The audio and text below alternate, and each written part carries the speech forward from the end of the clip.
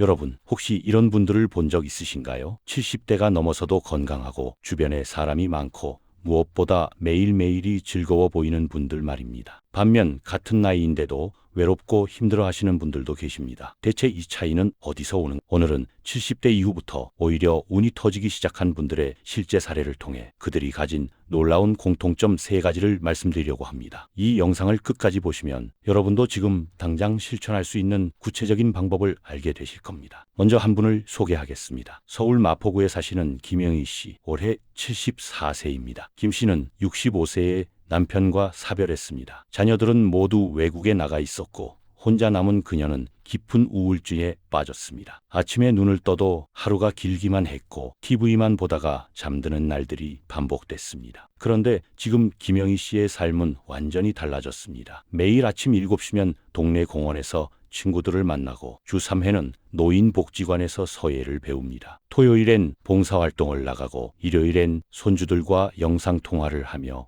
웃음이 끊이질 않습니다. 주변 사람들은 그녀를 보며 저 나이에 어떻게 저렇게 젊어 보이지? 라고 말합니다. 대체 무슨 일이 있었던 걸까요? 김현희 씨는 이렇게 말합니다. 제가 특별한 걸 한 게 아니에요. 그냥 3가지만 바꿨을 뿐인데 인생이 완전히 달라졌어요. 통계를 하나 보여드리겠습니다. 서울대학교 노화고령사회연구소가 2023년에 발표한 연구 결과입니다. 70대 이상 노인 1,200명을 5년간 추적 조사했는데 삶의 만족도가 높은 상위 20%와 하위 20%를 비교했더니 놀라운 결과가 나왔습니다. 상위 그룹은 하위 그룹에 비해 만성질환 발병률이 37% 낮았고 우울증 비율은 무려 58%나 낮았습니다. 더 놀라운 건 이들의 의료비 지출이 연평균 240만 원이나 적었다는 겁니다. 같은 나이인데도 건강 상태가 이렇게 차이가 난다니 믿어지시나요? 연구팀은 이 차이가 경제력이나 학력 때문이 아니라고 밝혔습니다. 실제로 소득 수준을 통제했을 때도 결과는 동일했습니다. 그렇다면 무엇이 이 차이를 만들었을까요? 바로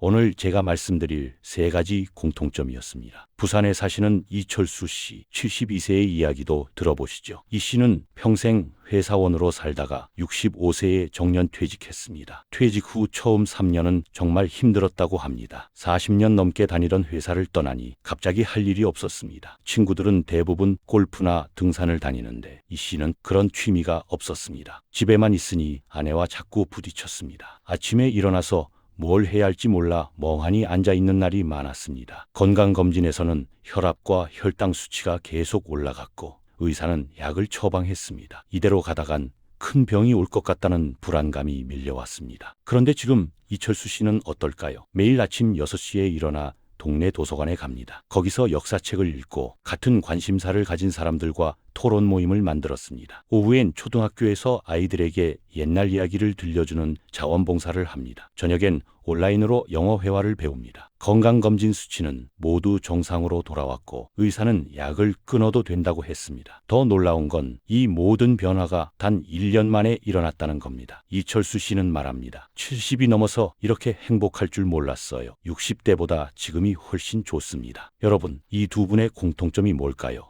그리고 이들처럼 70대 이후 운이 터진 분들은 또 누가 있을까요? 제가 6개월 동안 직접 만나고 인터뷰한 분들이 83명입니다. 그분들의 이야기를 듣고 분석하면서 명확한 패턴을 발견했습니다. 나이나 경제력, 학력과는 상관없이 70대 이후 삶의 질이 높은 분들은 딱 3가지 공통점을 가지고 있었습니다. 이 3가지는 특별한 재능이나 돈이 필요한 게 아닙니다. 여러분이 지금 당장 오늘부터 시작할 수 있는 것들입니다. 그리고 이것만 실천해도 여러분의 남은 인생이 완전히 달라질 수 있습니다. 오늘 주제가 기대되신다면 댓글 한마디 남겨주세요. 나는 지금도 충분히 멋있어 라고 말씀해주세요. 여러분의 목소리가 저를 더 춤추게 만든답니다. 그리고 구독과 좋아요로 같은 고민을 하는 분들에게 희망을 전해주세요. 알림 설정까지 해두시면 앞으로도 유익한 정보를 놓치지 않으실 겁니다. 마지막까지 보시면 여러분 삶의 전환점이 될 구체적인 실천 방법을 얻게 됩니다. 약속드립니다. 그럼 지금부터 70대 이후부터 운이 터지는 사람들의 첫 번째 공통점을 말씀드리겠습니다. 첫 번째 공통점은 바로 새로운 관계를 적극적으로 만든다는 것입니다. 여기서 중요한 단어는 새로운입니다. 기존 관계를 유지하는 게 아니라 70대가 넘어서도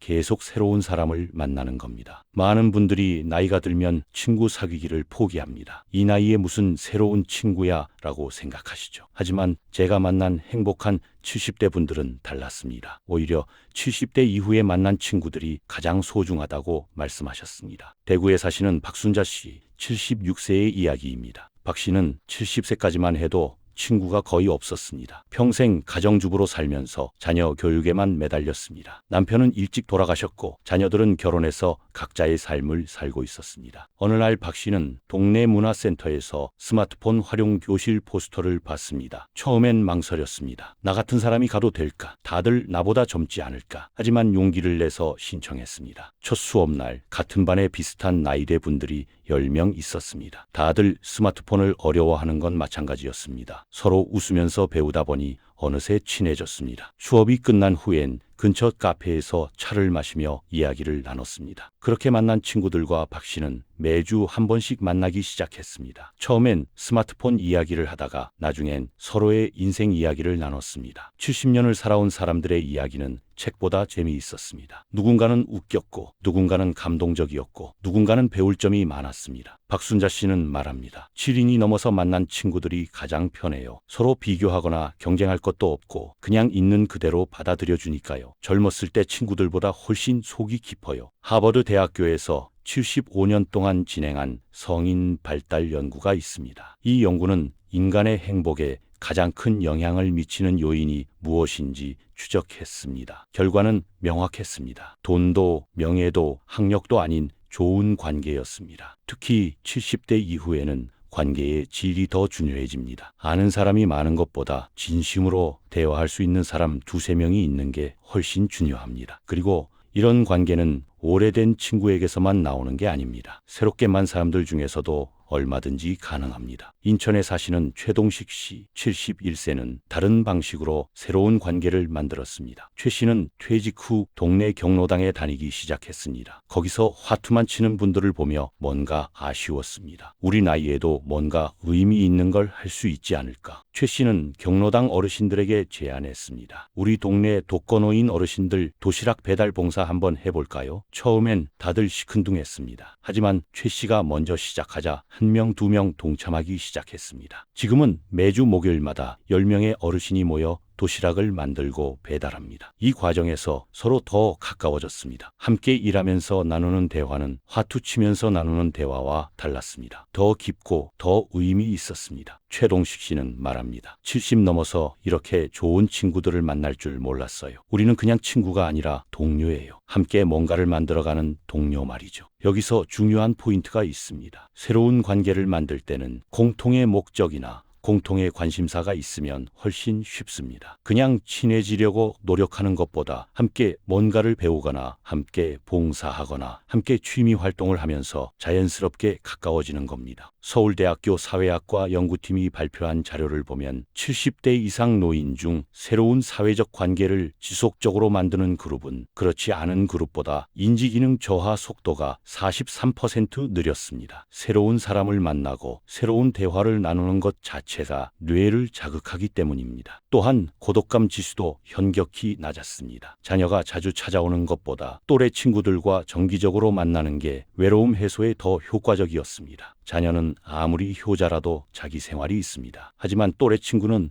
나와 비슷한 시간을 가지고 있고 비슷한 고민을 하기 때문입니다. 그렇다면 구체적으로 어떻게 새로운 관계를 만들 수 있을까요? 몇 가지 방법을 알려드리겠습니다. 첫째, 배움의 자리에 나가세요. 문화센터, 주민센터, 노인복지관에서 운영하는 프로그램이 많습니다. 스마트폰 교실, 서예일, 노래교실, 요리교실 등 관심 있는 분야를 골라 신청하세요. 같은 걸 배우는 사람들과는 쉽게 친해집니다. 둘째, 봉사활동에 참여하세요. 혼자 하는 것보다 단체로 하는 봉사활동이 좋습니다. 함께 일하면서 자연스럽게 대화가 오가고 같은 목적을 가진 사람들끼리 유대감이 생깁니다. 셋째, 취미 모임을 찾으세요. 등산, 사진, 독서, 영화 등 관심 분야의 모임이 있습니다. 요즘은 온라인 카페나 앱을 통해 쉽게 찾을 수 있습니다. 자녀에게 도움을 요청하는 것도 좋습니다. 넷째, 용기를 내세요. 가장 큰 장벽은 이 나이에라는 생각입니다. 하지만 70대에 새로운 친구를 사귀는 건 전혀 이상한 일이 아닙니다. 오히려 건강하고 지혜로운 선택입니다. 새로운 관계를 만드는 것, 이것이 70대 이후 운이 터지는 사람들의 첫 번째 공통점입니다. 이제 두 번째 공통점을 말씀드리겠습니다. 두 번째 공통점은 배움을 멈추지 않는다는 것입니다. 70대, 80대가 되어도 여전히 새로운 것을 배우고 호기심을 유지하는 겁니다. 많은 분들이 오해하시는 게 있습니다. 나이 들면 머리가 굳어서 새로운 걸 못 배운다는 생각입니다. 하지만 과학적으로 틀린 말입니다. 뇌는 죽을 때까지 변화하고 성장할 수 있습니다. 이를 신경가소성이라고 합니다. 광주에 사시는 김철호 씨, 78세의 이야기입니다. 김 씨는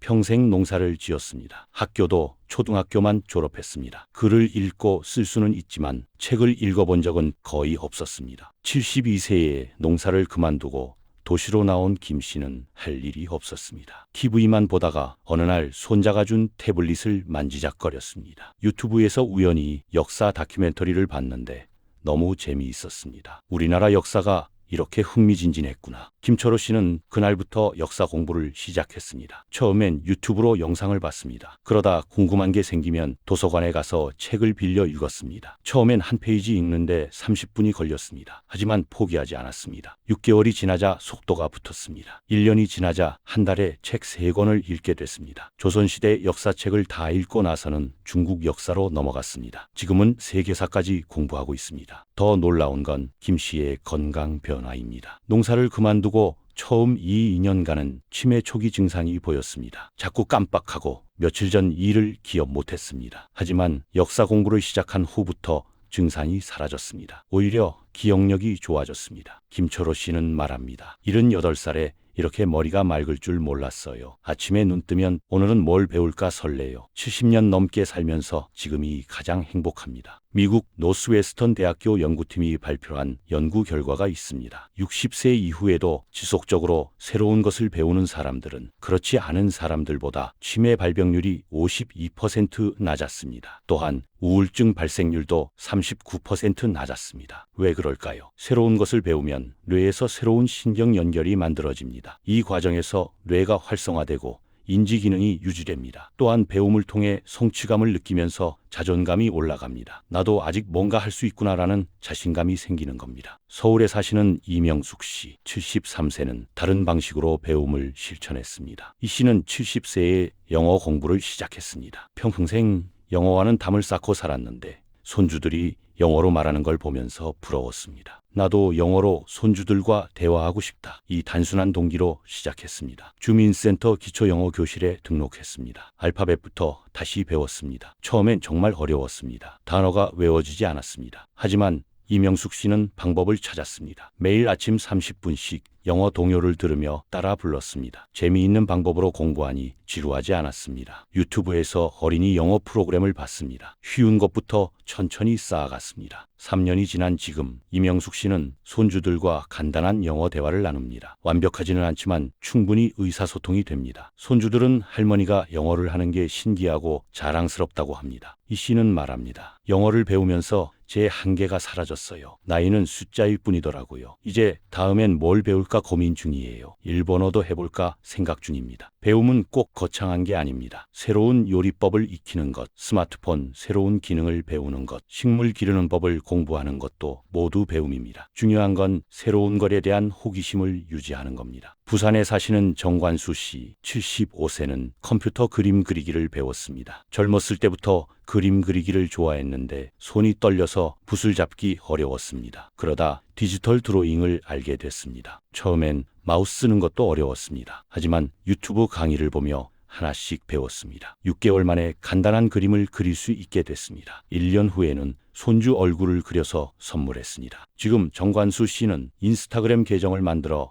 자신의 그림을 올립니다. 팔로워가 2,000명이 넘습니다. 댓글에서 75세에 이런 그림을 그리다니 존경스럽다는 말을 듣습니다. 정 씨는 그 댓글을 보며 큰 보람을 느낍니다. 정관수 씨는 말합니다. 디지털 드로잉을 배우면서 세상이 넓어졌어요. SNS로 전 세계 사람들과 소통하고 젊은 사람들과도 대화해요. 나이 차이가 느껴지지 않아요. 여기서 중요한 포인트가 있습니다. 배움은 결과보다 과정이 중요합니다. 완벽하게 잘 하려고 하지 마세요. 천천히 자기 속도대로 배우면 됩니다. 어제보다 오늘 조금이라도 나아졌다면 그것으로 충분합니다. 또 하나, 배움은 실용성보다 즐거움을 우선시하세요. 뭔가 도움이 되어야 한다고 생각하면 부담스럽습니다. 그냥 재미있어서, 궁금해서, 해보고 싶어서 배우는 겁니다. 그렇게 배운 것이 나중에 의외로 큰 도움이 될 때가 많습니다. 대한노인의학회가 발표한 자료에 따르면 70대 이상 노인 중 정기적으로 새로운 것을 배우는 사람들의 삶의 만족도는 평균 8점, 10점 만점이었습니다. 반면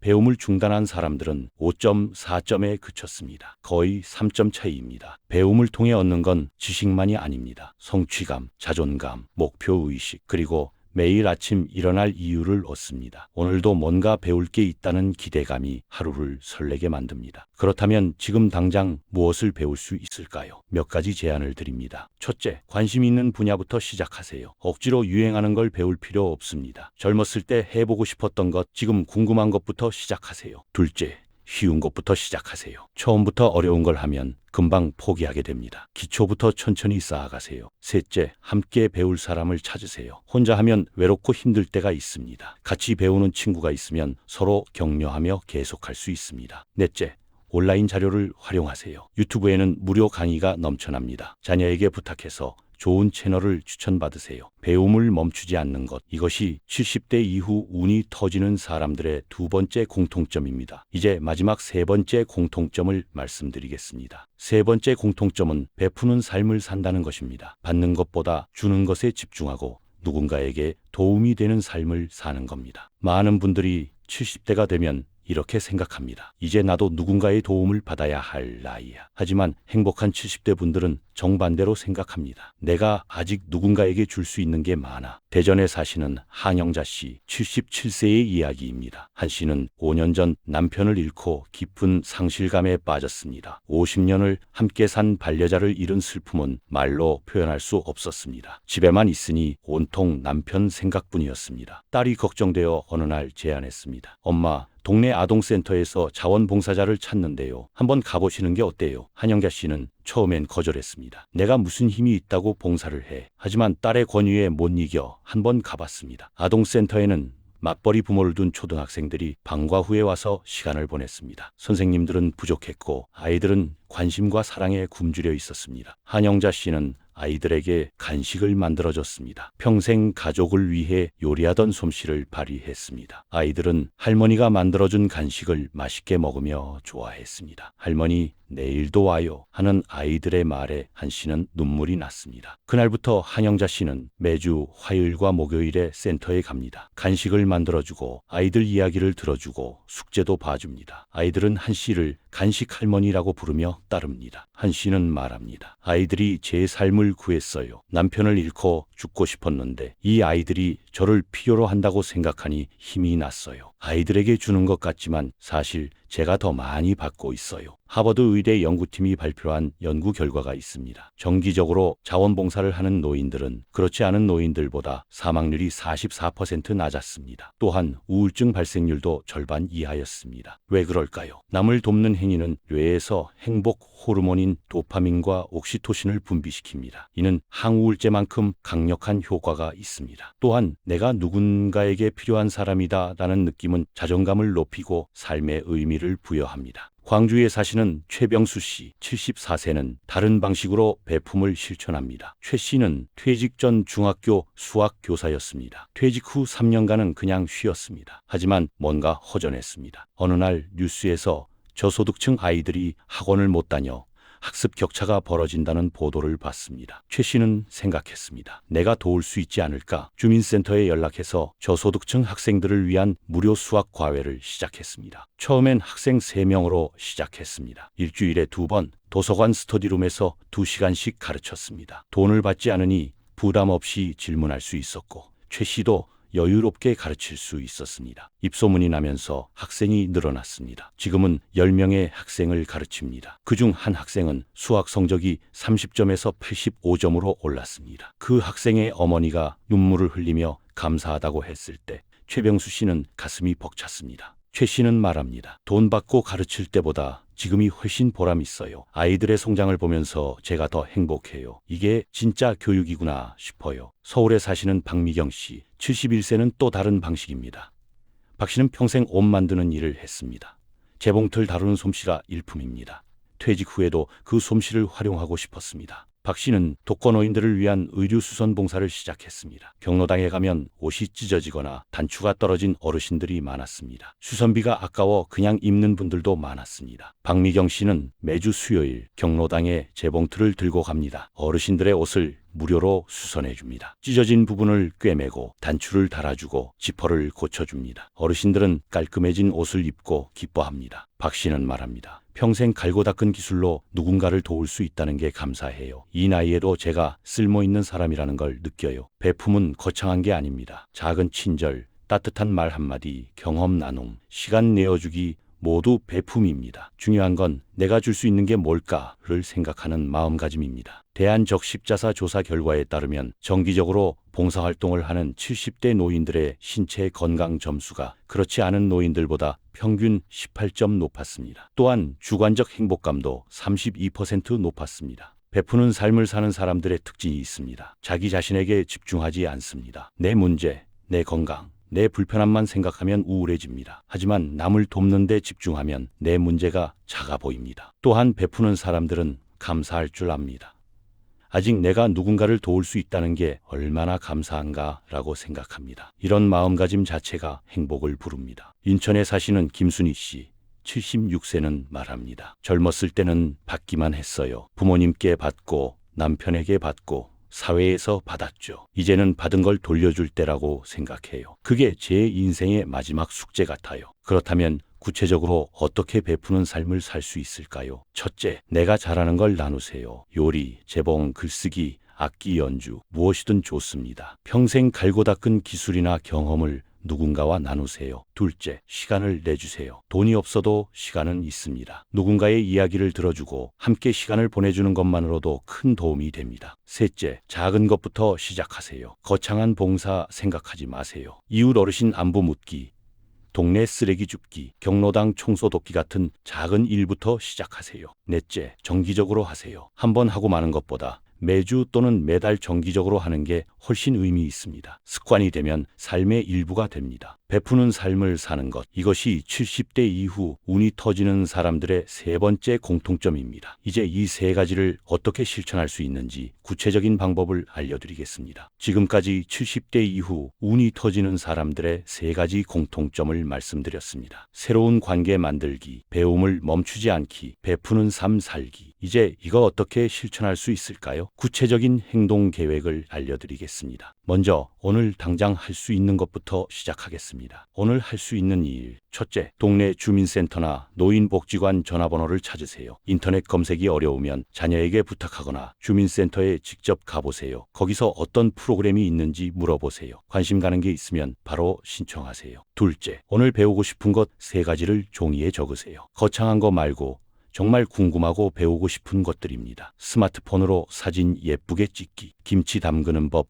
제대로 배우기, 손주와 영어로 대화하기 같은 구체적인 것들이요. 셋째, 내가 잘하는 것, 남에게 줄 수 있는 것을 5가지 적으세요. 맛있는 음식 만들기, 이야기 잘 들어주기, 바느질, 노래, 인생 경험 뭐든 좋습니다. 내가 가진 재능과 경험을 확인하는 겁니다. 이번 주에 할 수 있는 일. 첫째, 새로운 사람을 최소 1명 만나보세요. 공원 산책하면서 인사하는 이웃, 마트에서 만나는 점원, 병원 대기실에서 옆에 앉은 분, 누구든 좋습니다. 먼저 인사하고 간단한 대화를 나눠보세요. 둘째, 배우고 싶은 것 중 하나를 유튜브에서 검색해보세요. 자녀에게 부탁해서 좋은 강의를 찾아달라고 하세요. 하루 10분이라도 좋으니 영상을 보며 배워보세요. 셋째, 작은 베품을 실천해보세요. 아파트 엘리베이터에서 만난 이웃에게 먼저 인사하기, 경비원에게 고맙다고 말하기, 동네 쓰레기 하나 줍기, 이런 작은 것부터 시작하세요. 이번 달에 할 수 있는 일. 첫째, 정기적으로 만날 모임을 하나 만들거나 찾으세요. 교회, 성당, 절, 복지관, 문화센터 어디든 좋습니다. 매주 또는 격주로 만나는 모임에 참여하세요. 둘째, 배움을 습관화하세요. 매일 같은 시간에 30분씩 배우는 시간을 만드세요. 아침 기상 후, 점심 식사 후, 저녁 산책 후. 언제든 좋습니다. 중요한 건 매일 같은 시간에 하는 겁니다. 셋째, 봉사활동을 찾아보세요. 13365 자원봉사 포털 www.1365.go.kr에 들어가면 다양한 봉사 기회가 있습니다. 자녀에게 부탁해서 함께 찾아보세요. 관심 가는 분야의 봉사에 신청하세요. 여기서 중요한 팁을 드리겠습니다. 성공하는 사람들의 비법. 첫째, 한꺼번에 다 하려고 하지 마세요. 세 가지 중 하나만 먼저 시작하세요. 그게 습관이 된 후에 다음 걸 추가하세요. 욕심내면 금방 지쳐서 포기하게 됩니다. 둘째, 완벽하게 하려고 하지 마세요. 처음엔 서툴러도 괜찮습니다. 어제보다 오늘 조금이라도 나아졌으면 성공입니다. 작은 진전을 기뻐하세요. 셋째, 함께할 사람을 찾으세요. 배우자, 친구, 이웃, 누구든 좋습니다. 같이 하면 훨씬 쉽고 재미있습니다.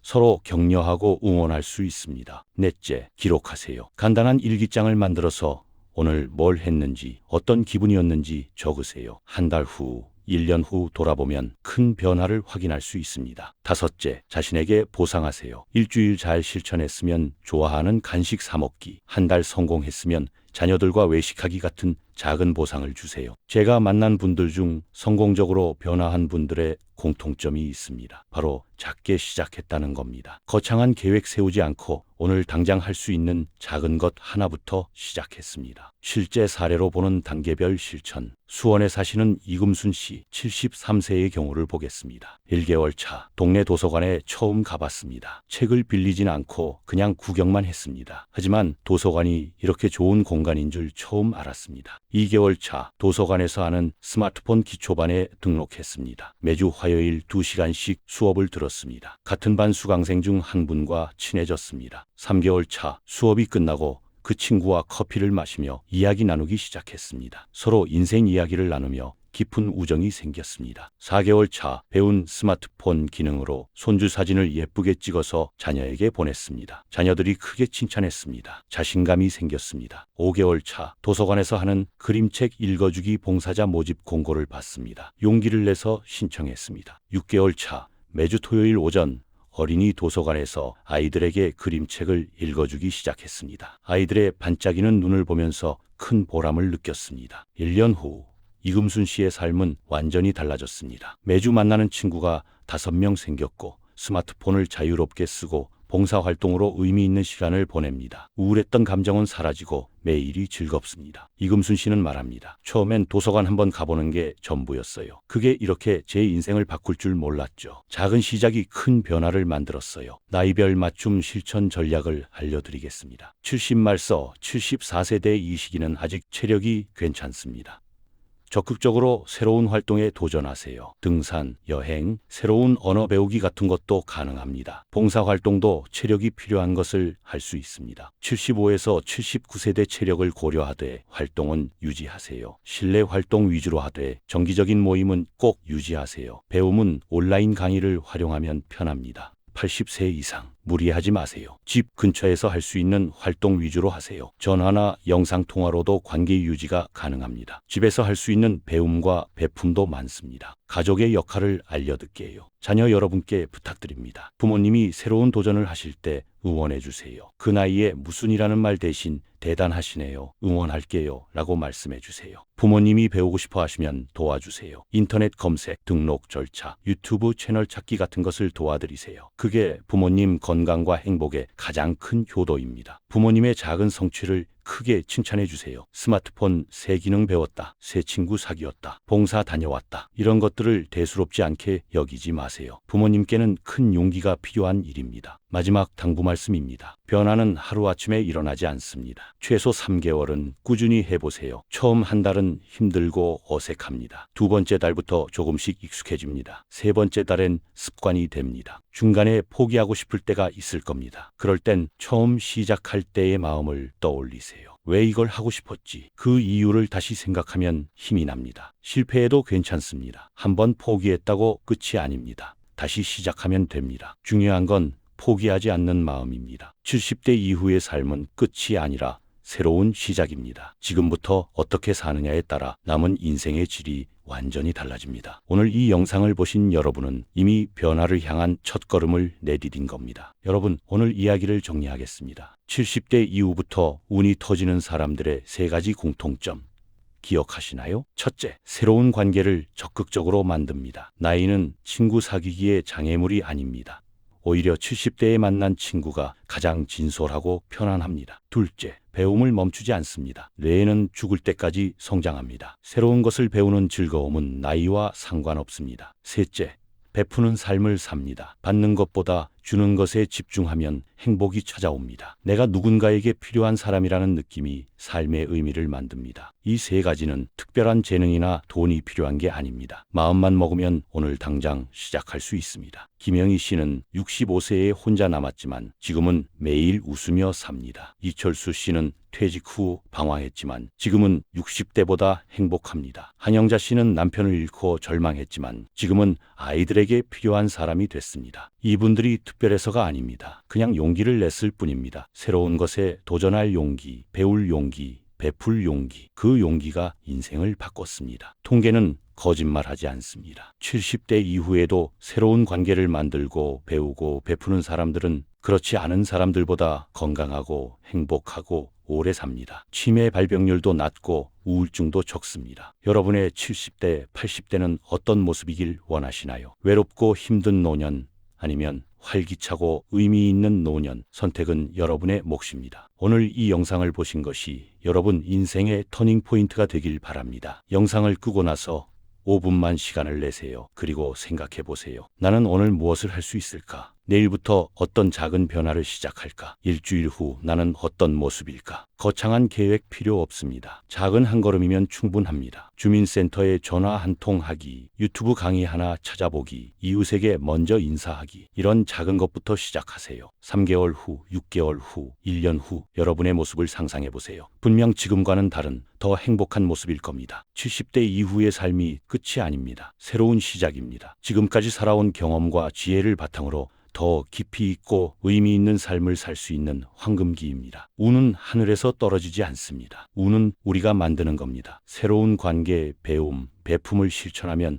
운이 따라옵니다. 건강이 좋아지고 사람들이 모이고 매일이 즐거워집니다. 여러분, 70대 이후부터 운이 터지는 사람이 되세요. 여러분도 할 수 있습니다. 나이는 숫자일 뿐입니다. 중요한 건 어떤 마음으로 사느냐입니다. 오늘부터 시작하세요. 작은 한 걸음을 내디드세요. 그 한 걸음이 여러분의 남은 인생을 완전히 바꿀 것입니다. 응원합니다. 여러분의 아름다운 중년 인생과 노년 인생을 진심으로 응원합니다. 시청해 주셔서 감사합니다. 이 영상이 도움이 되셨다면 좋아요와 구독 부탁드립니다. 여러분의 경험과 생각을 댓글로 나눠주시면 다른 분들에게도 큰 도움이 될 겁니다. 건강하시고 행복하세요. 다음 영상에서 또 뵙겠습니다. 지금까지 지식한테나였습니다.